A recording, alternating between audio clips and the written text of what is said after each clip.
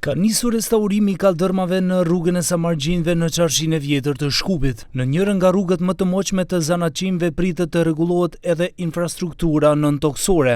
Kryetari i komunës së Çajirit, ku edhe graviton qarqia e vjetër Izet Mexhiti, tha se po rikonstruohen rruga dhe 5 degëzime të një hapësire totale prej 1567 m2, në vlerë prej 470.000 eurove. Të pari po ndërhyjmë aty ku për vite me radhë ka pasur probleme më të mëdha nën tokë. Do të zëvendësojmë tërësisht rrjetin e ujësjellësit dhe kanalizimit për të dhënë fund vështirësive me kullimin dhe furnizimin me ujë. Së dyti po ndërtojmë infrastrukturë moderne, energjetike dhe digjitale. Rrjet i ri elektrik dhe fibra optik që japin qarqisë kapacitet për zhvillim dhe konkurrencëshmëri për bizneset. Së treti po rikthejmë identitetin vizual me gurë travertin cilësor dhe ndriçim në stilin tradicional.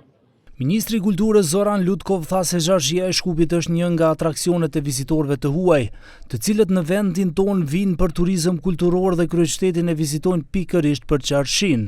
Знаете дека Министерство за култура и туризам посебно внимание ќе дадеме во старата Скопска чаршија, бидејќи навистина со спојувањето на културата и туризмот посетителите кои што доаѓаат или туристите кои што доаѓаат во Македонија најмногу ја посетуваат Македонија заради културниот туризам. А во Скопје старата Скопска чаршија е главниот генератор на туризмот. Nga shoqata e zejtarëve druajnë se me të restauruar këto lagje mund të largohen të neqepunuesit pasi që mund të rritet qiraja e lokaleve dhe të njëjtat të kthehen në kafene dhe restorante.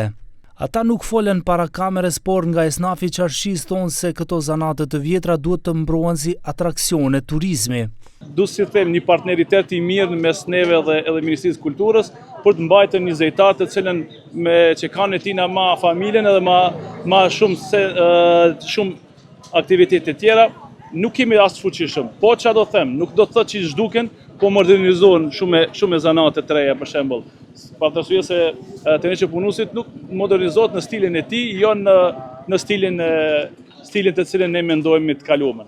Aja është një atrakcion turistik për të ardhmen, për arsye se ne jemi shumë të vetëdijshëm, për arsye se kemi kufi të hapura për tregje të ndryshëm të cilën i mbysin këto zejtar. Ky projekt ka vlerën e afër 29 milion denarëve të mundsuar nga Ministria e Kulturës dhe Komuna e Çajirit.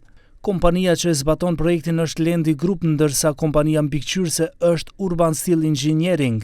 Afati i përfundimit të punimeve nuk është bërë i ditur.